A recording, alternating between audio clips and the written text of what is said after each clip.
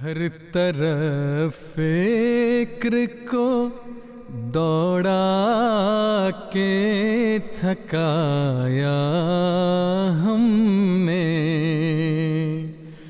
कोई दीदी ने मोहम्मद सा न पाया हमने।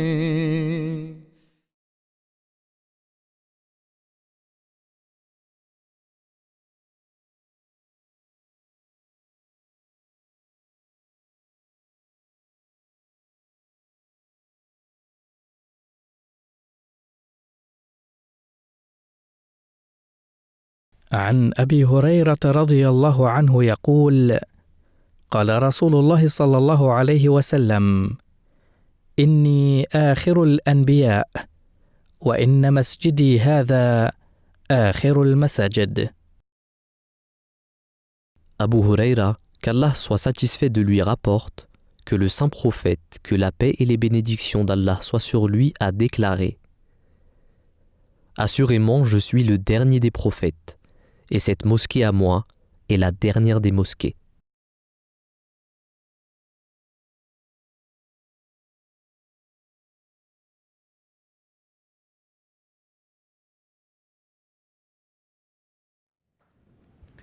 Assalamu alaikum wa rahmatullahi wa barakatuhu. Chers téléspectateurs, chères téléspectatrices, on se retrouve une nouvelle fois pour l'émission Lumière sur Hadith. Je vous rappelle l'adresse email qui s'affiche sur votre écran. Vous pouvez envoyer vos commentaires ou nous demander une explication de hadiths qui ne sont pas forcément les hadiths que nous étudions. Nous nous ferons un plaisir d'y répondre. Nous continuons aujourd'hui notre série concernant l'étude des hadiths tiré du livre 40 Gems of Beauty, les 40 perles de beauté, écrit par Hazrat Mirza Bashir Ahmed radiallahu anhu, le fils du Messie premier alayhi salam, Hazrat Mirza Ghulam Ahmed, et le frère du deuxième calife de cette même Jamaat. Pour ce faire, j'ai encore une fois notre frère et fidèle Ousmane Touré Saheb, qui va nous parler justement d'un hadith qui est au cœur de beaucoup de controverses, et c'est le sujet de notre hadith dans la continuité de ce qu'on disait précédemment. Ce hadith, c'est « Je suis le dernier prophète et ma mosquée à Médine est la dernière des mosquées ». Comment devons-nous comprendre ce hadith, monsieur Ousmane Saïb? C'est un très très bon hadith, un très beau hadith qui est très simple, très court, facile à apprendre, mais qui a énormément de profondeur. Comme toutes les paroles de Rasulullah sallallahu alayhi wa sallam, il a dit, il y a une qualité qu'Allah m'a accordée, qu'il n'a pas accordée aux autres prophètes, c'est celle de dire beaucoup de choses en très peu de mots. Tout à fait. Parce que dans le hadith précédent, on parlait de certaines caractéristiques que Rasulullah sallallahu alayhi wa sallam avait. Donc, les paroles de Rasulullah sallallahu alayhi wa sallam sont toujours des paroles très profondes, qui demandent de méditer, de réfléchir et de vraiment méditer. Et ce hadith, il fait partie des hadiths symptomatiques de la manière dont Rasulullah s'exprimait. Et dans ce hadith, il dit en arabe, je sais que le passage Inni akhirul anbiya. Là, il a utilisé le mot akhir. Je précise le mot parce qu'en français, on va dire Khatam Nabiyyin, le dernier des prophètes. On va dire akhirul anbiya, dernier des prophètes, alors que deux termes différents avec le même sens. C'est pourquoi j'ai préféré citer en arabe. Il dit akhir, c'est dernier. Akhirul anbiya'i wa inna masjidi hadha akhirul masajid. C'est un hadith qui est tiré de Muslim. Donc, nous n'avons pas de désaccord avec qui que ce soit sur ce hadith. Mais la compréhension du hadith diffère en fonction des gens, des écoles de pensée. Ce qu'il y a à dire sur ce hadith, c'est que Rasulullah sallallahu alayhi wa sallam, il a mis en opposition, il a mis en comparaison deux choses. Sa mosquée et lui-même. Je suis le dernier prophète et ma mosquée que voici est la dernière des mosquées. Il est clair qu'il y a une chose à comprendre dedans. La mosquée de Médine n'est pas la dernière des mosquées. Il y a eu d'autres mosquées construites après. Nous avons des mosquées dans tous les pays du monde, dans les villages. Nous avons, sur toutes les terres, tous les continents, construits de différentes manières. Mais toutes ont le même but. Adorer Allah comme il se doit d'être adoré, tel que Rasulullah sallallahu alayhi wa sallam l'a adoré. La mosquée doit remplir les mêmes conditions que celle de Médine. Tout à fait. Elle ne peut déroger à ces principes Oui. de la mosquée de Médine. La mosquée est un lieu de paix, Oui. la mosquée est un lieu de rassemblement, la mosquée est un lieu d'adoration, la mosquée est un lieu d'accueil, de fraternisation. La mosquée est le symbole même de l'unité musulmane, de l'adoration d'un Dieu unique par cette communauté musulmane. Oui. Voilà ce qu'il en est par rapport à cette mosquée. Et aucune personne ne peut dire que non, littéralement, il n'y a plus aucune mosquée qui peut être construite après la mosquée de Médine. Sinon, ça voudrait dire que toutes nos mosquées ne sont que des bid'ah, Voilà. des innovations qu'on nous devons détruire. Et nous tous prendre l'avion 5 fois par jour pour aller prier à Médine. Mais personne ne le pense. Tout le monde est d'accord de comprendre que la mosquée est le symbole même de notre communauté, de notre adoration, de notre religion. Maintenant, on revient à la première partie. Inni akhirul anbiya. Si nous le comparons à la deuxième partie, je suis le dernier, ma mosquée que voici la dernière mosquée, ça signifie que Rasulullah sallallahu alayhi wa sallam, il est le dernier des prophètes, dans le sens qu'il ne peut plus y avoir de nouvelles religions, de nouveaux prophètes. Donc, plus de nouveaux livres, Nouvelle plus législation. de nouvelles législations, Hum. plus de nouvelles charia. La dernière sunna est celle de Muhammad sallallahu alayhi wa sallam. Le dernier exemple à suivre est Muhammad sallallahu alayhi wa sallam. Le dernier livre est la dernière charia et le 5 ans. Oui. Faqat, il n'y a rien derrière. Il ne peut y avoir de livre qui viendrait remplacer partiellement ou totalement, comme je disais dans l'émission précédente, Rasulullah sallam est le prophète parfait. Quelle est la nécessité qu'il soit remplacé? Le 5 ans est le livre parfait. Comme il dit Alif Lam Mim, Zalika al-kitab la rayba fihi hudan lil muttaqin. C'est un livre parfait, dans lequel il n'y a aucun doute. Quelle est la nécessité de remplacer ce livre? Aucune. Mais ce n'est pas parce que c'est le dernier prophète au niveau tashri, porteur de loi, au niveau de sa sunna, de son exemplarité, qu'il ne peut y avoir de prophète après lui. De même qu'il y a des mosquées qui ont été construites après celle de Médine, mais en gardant toujours l'esprit, toujours la sunna du sans prophète, le but pour lequel la mosquée a été construite. De la même manière, Rasulullah sallallahu alayhi wa sallam est à même de générer au sein de sa communauté, de par son exemple, ce qui n'est qu'une particularité du sans prophète. Il est le seul qui peut engendrer des prophètes en suivant sa sunna exclusivement, en étant obéissant à lui. Il ne peut pas y avoir de prophète indépendant de Muhammad sallallahu alayhi wa sallam.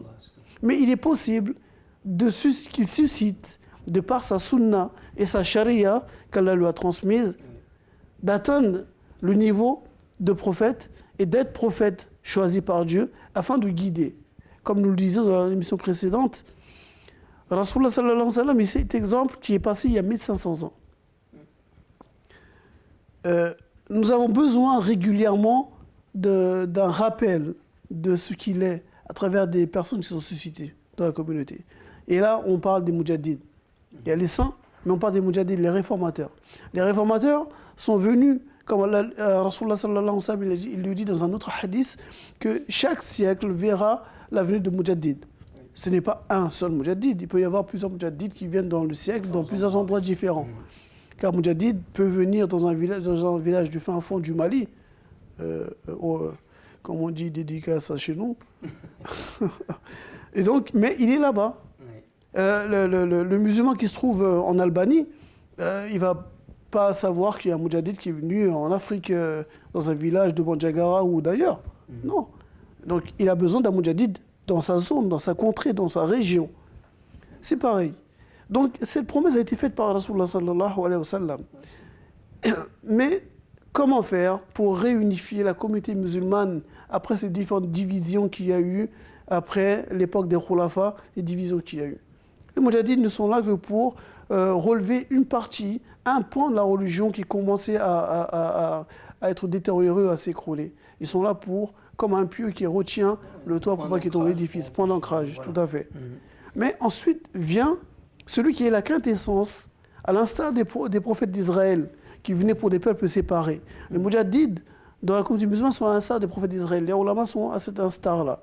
Mais qui est celui qui est le parfait modèle, exemple de Rasulullah sallallahu alayhi wa sallam, à savoir un réformateur qui devient un réformateur universel. À l'instar du saint prophète Mohammed sallallahu alayhi wa sallam, c'est le Mahdi, qui est le Khatam al-Awliya, qui est le réformateur dernier par excellence, qui vient réunifier, trancher dans les litiges, dans les divergences entre les musulmans. Et aucun de ce que je viens de dire, aucune des catégories que j'ai dit ne contredit le Khatam Nabiyyin. Aucun ne vient déroger à cette règle qui est le Khatam Nabiyyin. Je termine par cette parole où Allah nous dit dans 5 Coran, il dit Al-yawm akmaltu lakum dinakum wa atmamtu alaykum ni'mati wa raditu lakum l'islam dina. Cette parole est en conformité avec ce hadith. Ce hadith vient renforcer et expliquer D'aucuns effectivement diraient qu'il s'y oppose, mais quand vu ce que vous nous avez développé et vu l'explication et la signification qui en découle naturellement, c'est-à-dire que lorsque vous voyez ce hadith, vous vous rendez compte que un objet physique a été mis en parallèle avec la fonction du saint prophète sallallahu alayhi wa sallam, en même temps que la fonction de ce même bâtiment. C'est-à-dire un objet concret qui est mis en perspective. Mais de la même manière, effectivement, vous pouvez faire la même chose avec tout ce que vous avez dit concernant le livre, qui, lui, a atteint effectivement pour le Khatam Nabiyyin le summum et la perfection, et en même temps, simplement avoir en perspective ces deux éléments que sont la mosquée et la fonction de saint prophète sallallahu alayhi wa sallam suffisent à montrer qu'ici, il n'est pas question de comprendre la fonction du saint prophète sallallahu alayhi wa sallam de manière fermée. Au contraire, ici, c'est une ouverture à la lumière du verset que vous venez à peine de citer concernant la perfection de la religion qui a été faite à la fin de la vie du saint prophète sallallahu alayhi wa sallam. Ici, on voit qu'effectivement, la fonction de la mosquée en tant que telle sert de base de compréhension de comment on doit comprendre la fonction du saint prophète sallallahu alayhi wa sallam. Et c'est là qu'on voit qu'effectivement, de la même manière que les mosquées qui se sont construites par la suite, le prophète sallallahu alayhi wa sallam, lui, vient clôturer les anciennes dispensations qui sont comme des ruisseaux ou des mers individuelles venant de différentes directions. Et lui, c'est différentes, et c'est là qu'on rejoint ce qu'on disait dans l'émission dernière, à savoir que les différentes dispensations religieuses qui ont précédé l'islam trouvent leur perfection et leur concentration dans le fleuve et dans le bassin du saint prophète sallallahu alayhi wa sallam, et qui viennent s'y jeter. Et de là va découler une comparaison, une métaphore tout à fait explicite de ce hadith, à savoir que à partir de maintenant, les gens qui veulent boire de la source spirituelle, ils ne peuvent le faire qu'à travers ce bassin.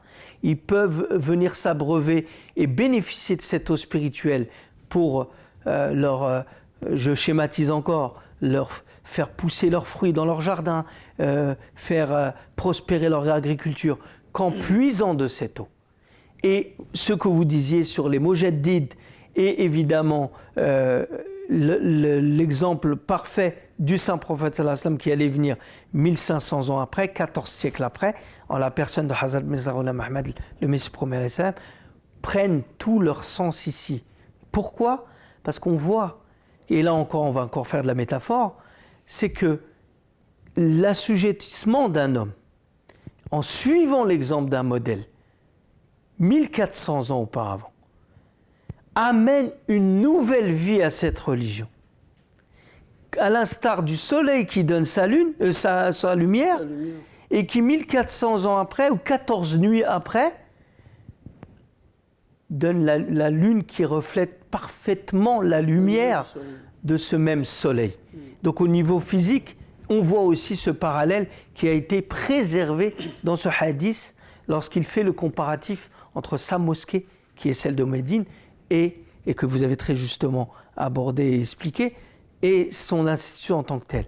Donc comment expliquer, comme vous le disiez, qu'un messager mort il y a plus de 1500 ans maintenant, comment on peut imaginer la renaissance de cette religion s'il n'est pas véritablement, lui, la source, pas simplement dans l'apprentissage ou la pratique mécanique que l'on voit aujourd'hui dans la forme, mais dans une véritable spiritualité et une véritable connaissance et application des enseignements et de l'exemple parfait de cet homme. Si son exemple d'il y a 1500 ans, cet homme qui pourrait être, comme ainsi dire, le fils spirituel, ou les fils spirituels pour ceux qui le suivent et suivent cet homme, comment on pourrait imaginer que cette spiritualité pourrait renaître si on peut comprendre que c'est fermé? C'est-à-dire que non, il est le dernier, il n'y a personne. Il vient clôturer comme un barrage, on va toujours rester dans la métaphore, un barrage qui stoppe toute eau. L'eau ne peut plus passer. Comment vous pouvez l'imaginer? Non. De lui, dans ce bassin, dans sa dispensation, toutes les eaux convergent.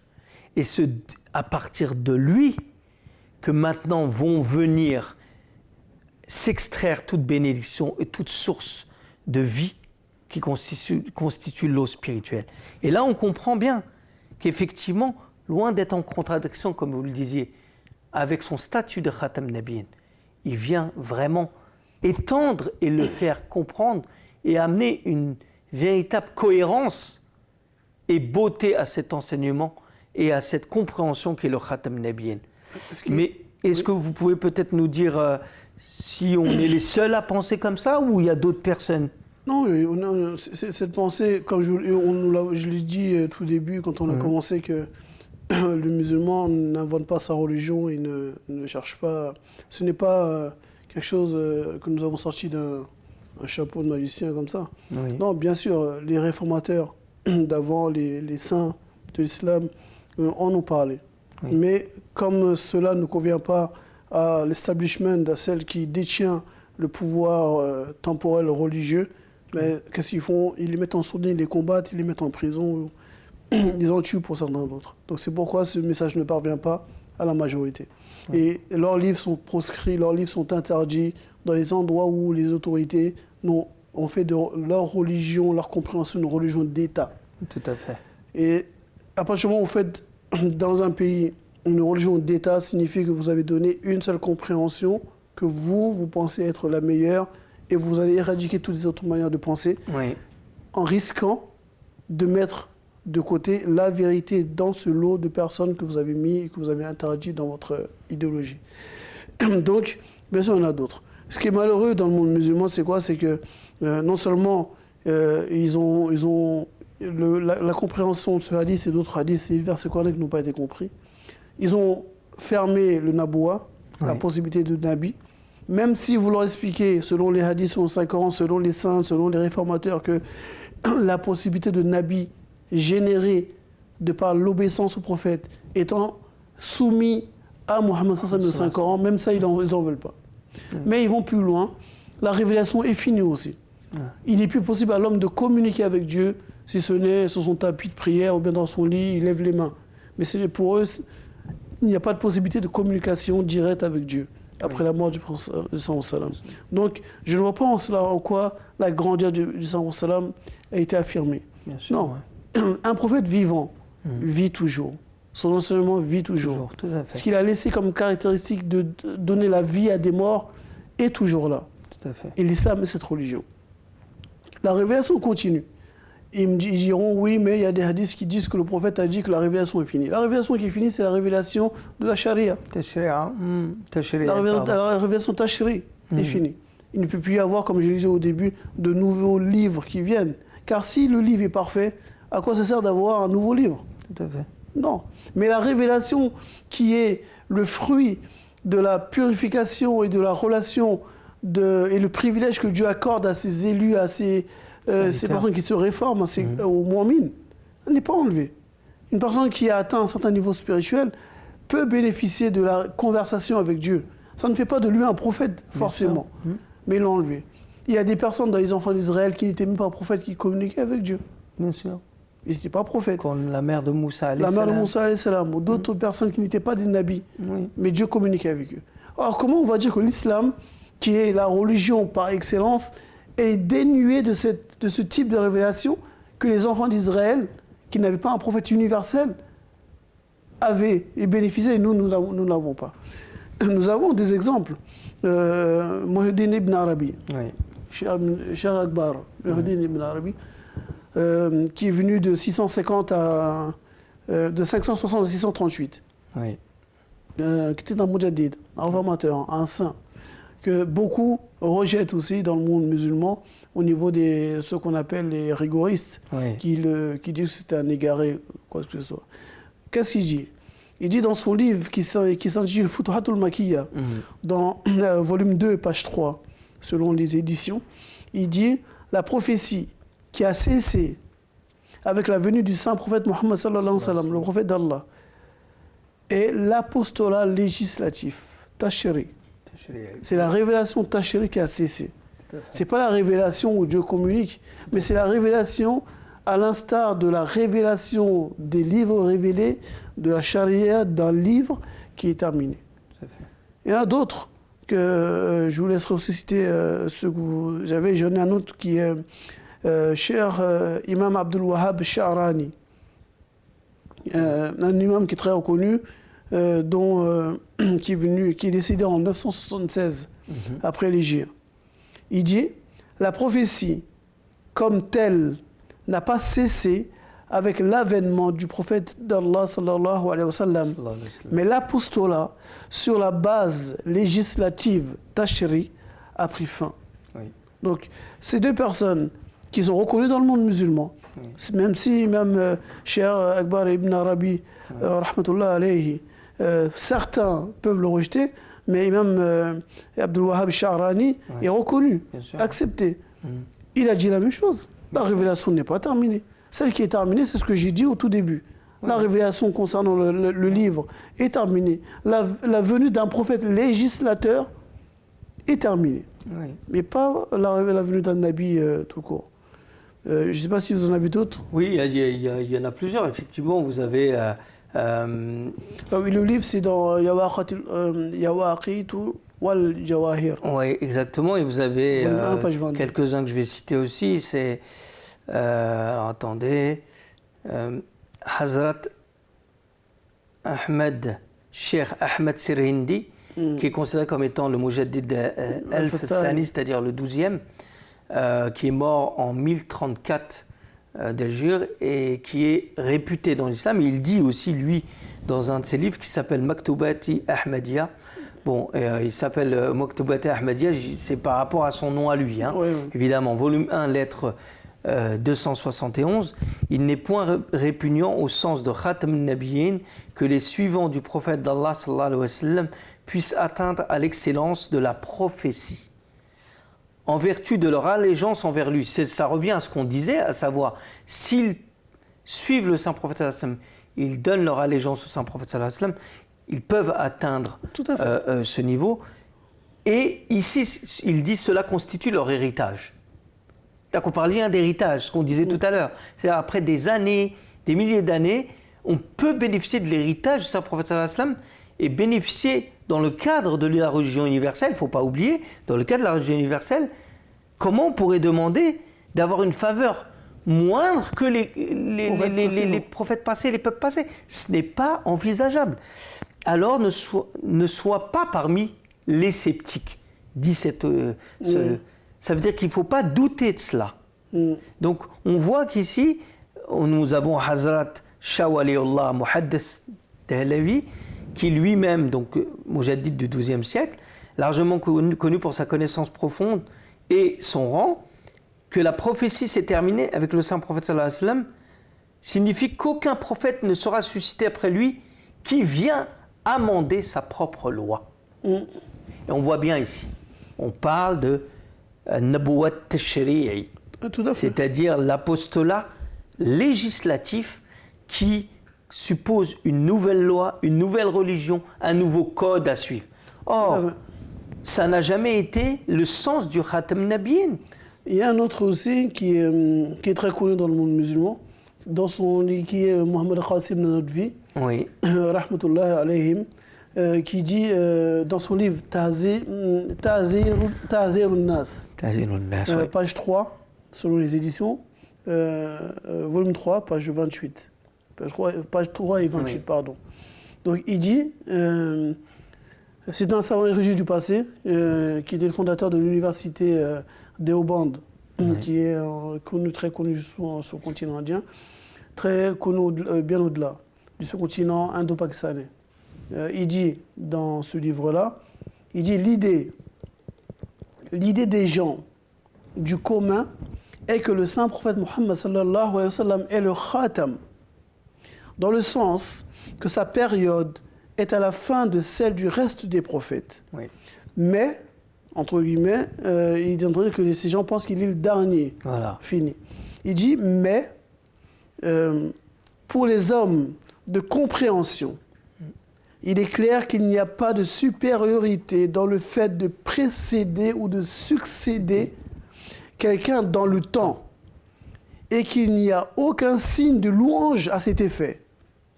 Comment alors le verset « Walakin Rasulallahi wa khatam an-nabiyyin » mais il est le messager d'Allah, le sceau des prophètes, peut être approprié dans ce sens. Chapitre 33, verset 41. Si en supposition, un prophète devait apparaître après le saint prophète Mohammed sallallahu alayhi wa sallam, cela ne violerait en rien le statut de Khatimiyya Muhammadi. Ça, c'est dans le livre Ta'zim al-Nas, page 3 et 28, dans lequel il dit ça. Donc, la chose est claire ici. Oui.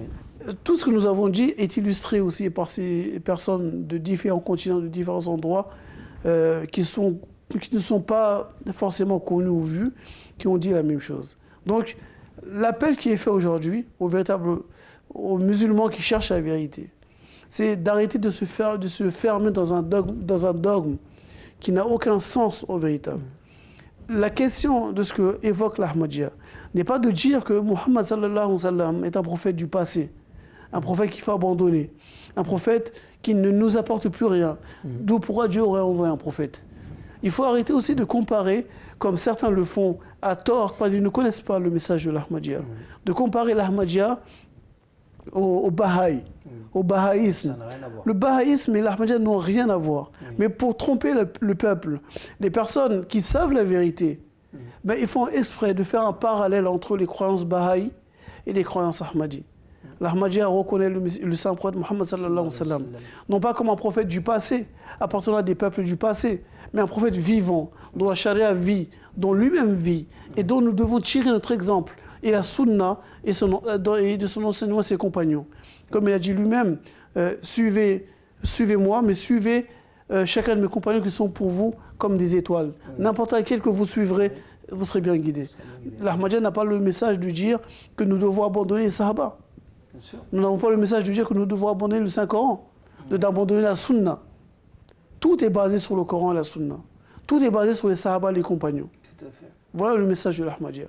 Mais nous disons que le temps en passant, Rasulullah sallallahu alayhi wa sallam à ce niveau, ce tel niveau, qu'il est le seul à pouvoir faire naître, de par sa Sunna, des personnes dans sa communauté qui seront son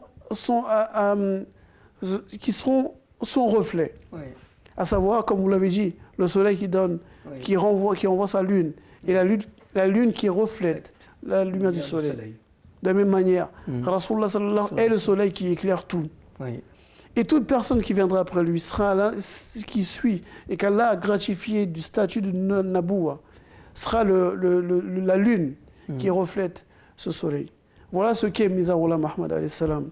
Il est ce Nabi qui a atteint ce niveau par l'obéissance à la sunna, en étant parfaitement obéissant à la sunna du sang salam. Et celui qui a mis et compris le mieux de parmi la communauté musulmane, les enseignements profonds du Saint-Coran. Et celui qui a été l'exemple parfait du Saint-Coran et de la sunna conformément à son maître Muhammad sallallahu alayhi wa sallam. Il est le mujaddid, comme nous disons, qui est venu et qui est le résumé, la quintessence du mujaddid, le rassemblement de tous ces mujaddid. Et donc, il a été choisi par Dieu comme étant le Mahdi. Oui. Le Mahdi qui a été guidé, non pas par les hommes, guidé par Allah. Oui. Choisi non pas par les hommes, choisi par Dieu. Par Allah subhanahu wa ta'ala. Voilà ce qu'est ce Mizarullah Muhammad. Et ce hadith soutient parfaitement ce que nous avons dit depuis le début. Voilà. Et toute personne sincère peut le vérifier. Exactement. Si on est dénué de tout préjugé et qu'on analyse ce hadith à l'instar d'autres hadiths et à l'instar aussi de comment l'ont compris non seulement les auteurs qu'on a cités, mais d'autres auteurs et plein d'autres auteurs qui l'ont compris exactement de la même manière, on ne pourra conclure qu'une chose. Exactement ce que le verset du Saint-Coran nous dit lorsqu'il dit « Inna a'taynaka al-kawthar, fasalli li rabbika wanhar, inna shanika huwa al-abtar » Ça veut dire quoi? Ça veut dire qu'il est connu des historiens que ça faisait référence à la descendance physique que ne pouvait pas avoir le saint prophète sallallahu alayhi wa sallam. Mais Allah lui a promis qu'il allait avoir l'abondance. Et n'oubliez pas ce qu'on disait sur le bassin. Ce verset-là, cette sourate-là, elle a été mise en parallèle avec un hadith qui parle du jour où les suivants du saint prophète sallallahu alayhi wa sallam se retrouveront devant le bassin du saint prophète sallallahu alayhi wa sallam. Pourquoi? C'est que l'héritage du saint prophète sallallahu alayhi wa sallam, il est spirituel. Il ne peut pas avoir de fils physique. Mais certainement, il peut avoir des fils spirituels. Et nous sommes ces fils spirituels. Et l'excellent fils spirituel est ce représentant venant de sa part, qui est l'imam al-Mahdi ou al-Masih al-Maoud, Hazrat Mizarullah Muhammad alayhi salam. Donc analysez ça de cette perspective-là et vous comprendrez que cette subtilité-là, elle est loin d'être éloignée de l'enseignement islamique. Jazakumullah ahsan jaza. Je vous remercie de nous avoir suivis encore une fois pour cette dernière émission. Je vous rappelle que vous pouvez, à l'adresse indiquée sur l'écran, envoyer vos questions et vos commentaires. Je vous remercie infiniment de nous avoir suivis. Assalamu alaikum wa rahmatullahi wa barakatuhu. À bientôt pour une prochaine émission de Lumière sur Hadith. Jazakumullah.